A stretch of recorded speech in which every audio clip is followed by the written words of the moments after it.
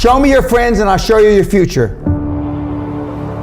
Unless you want average in America, married, 2.4 kids with 1.5 dogs. But I can guarantee you, you will never achieve anything greater than your highest aspiration. If you want $1 million, you'll make $1 million, not $1.5 million. If you want 10 million, 100 million, and you'll never exceed that. If you change 1 billion lives, that's a formula to become a billionaire and change the world. Time costs lives. Show me your friends and I'll show you your future. You want to know why you're all f***ed up? Just look at the bums you hang around with. I do what you don't want to do, that you know that you got to do to be where you want to be. Ted Turner just gave his 75th anniversary party on CNN a few months ago. And he makes a couple of comments and he says, number one, and I'm not suggesting this for everybody, it's how I lived though. First 10 years of my starting CNN, I slept on my couch. I didn't have an apartment. Bill Gates slept in the office.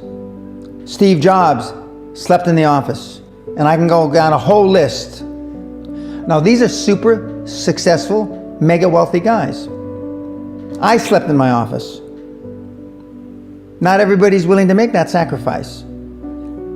But it's not the only thing. But even if you don't sleep in your office, if you want to send your kids to a better school, if you want to be able to take care of your mother when she gets dementia, if you want to do, this all takes money. My children aren't getting any of my money when I die. Not one centavo, not one penny. And 2 of my kids are cool with it. One of them's not so cool with it. I'm not gonna, I think Andrew Carnegie, by the way, Andrew Carnegie, arguably the richest, most successful entrepreneur of all time, he said the best thing that you can have for a child is him to be born into poverty. And I agree.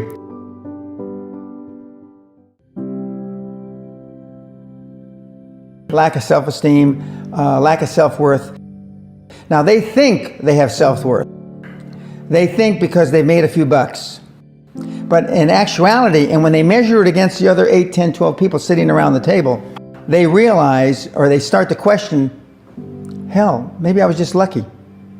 Now, all of us, when you're only a one-trick guy or gal, think, was I lucky? Now, I've done it so many times, I know I wasn't lucky. I might have been lucky the first time, but I haven't been lucky the 15, 20, 40, 50. I know that. Okay. But maybe I was lucky the first time. But my life changed when I was pretty much a haphazard kid, got in a lot of trouble, got arrested 4 or 5 times, thrown in jail. And this was with my dad, as a cop. But then I volunteered for the draft in 1966 at the height of the Vietnam War. And I went to OCS, and that changed my life because it was the really first real high performance thing that I could measure myself against with other people. 2/3 of all Fortune 500 CEOs have one thing in common: military background. Really? 2/3 of those 2/3 have something else: martial arts. What do you learn in martial arts, Brian? Discipline, focus. A lot of people don't believe they deserve to be there. I convince them, and we have these drills, why you belong there. A lot of people that come there, with money, that have made money, think they made it by accident. Right. I just had one of my superstars who's made $100 million tell me in the last week, I'm not sure I'm going to have another lucky accident. And I said, you did it. I mean, you tried a lot of things. I believe Thomas Edison, I wouldn't have done it 10,000 times. Okay. I would have hired an engineer from MIT to do it. But I mean, I've tried a lot of things. Nobody's failed at more things than I have. And the first 100 million are successes, but I could write a book about failures that'd be, because I've tried a lot of different things. Because failure is just testing. And one of the reasons I've been so successful in generating this equity and value in my kids, and I call you all kids, is because I convince them that making a mistake is okay. Your parents probably told you, you can be anything you want. But you can't. That's horse. You can't. If it's all juxtaposed. So, but what you tell them is that you can do anything you want that you have passion for, because that eliminates most of the crap. Because most people don't follow their dream. You know, like they say in The Sound of Music, you can't have a dream come true unless you have a dream. Now, I still dream. I dream in Technicolor. I say my affirmations and goals every single night. It's bloody hard to be a high-performance person. Perfection equals paralysis. If you left it to engineers, no car would ever come off the assembly line. No car would ever come off the assembly line, and I've been in business with enough engineers, I can attest to that with my hand on my heart. They'd still be trying to make it better. And the internet business is very much the same. The internet kids want to test and test and test, and they want the landing page to be this. Roll it out. The great thing about the internet is your results are instantaneous. If something that I'm overseeing at Concord level, 60,000 feet, doesn't work in 2 days, forget about it, move on. And today at our meeting, now the young kids are, we ran it 3 days, sir, and we closed it down. And they are thinking I'm going to ask why. I said, no, that's fine, next. Because without them making mistakes and without them being allowed to make the decision, they never get any better. And in 95% of the time, I know probably better than they do. We're never going to be able to know everything or have them know everything unless they make some mistakes and get comfortable with making mistakes. What gets measured gets accomplished. Without measurement, you're just fooling yourself. Before I had any money, I used to go to the Rolls-Royce dealers and sit in the cars and smell the leather, touch the leather, okay?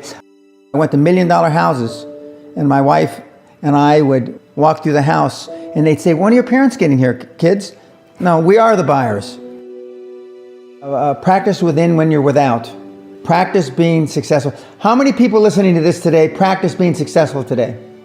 Through affirmations, through going to the Rolls-Royce dealer, maybe Lamborghini, maybe something else. Right. In my particular case, it was Rolls-Royce. And within a year of me going to the Rolls-Royce dealer, I had a Rolls, okay? Within 19 months of me dreaming and adding it to my goals, a castle on an island, I own Guthrie Castle. 19 months. Okay. Go to stores you can't afford. Go hire lawyers you can't afford. Lawyers will meet with anybody. Accountants will meet with anybody. Go to the big 4 accountants with a business idea. The first couple meetings are for free. Jettison probably a lot of the people you'll hang around with. If you have poor public speaking skills, join Toastmasters. Do these. If you go into a good school and you're not successful, go to the alumni deals. Okay? I didn't go to a good school. I'm a perfect living example that a lot of trouble as a kid, working class background, my parents, went to just a mediocre university that I flunked out of 3 times before I finally graduated with honors, but and had no money to begin with, $820. So it's all possible, but I devoted myself to feeling successful. I was wearing suits like this before I could afford them. Most people procrastinate because they're unsure, so just do it. And but I've never had a problem just doing it, because one of the things is you learn as a young combat infantry officer is time costs lives.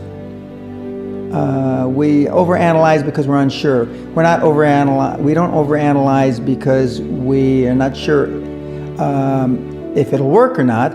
We're more worried about, on the emotional side, it embarrassing us.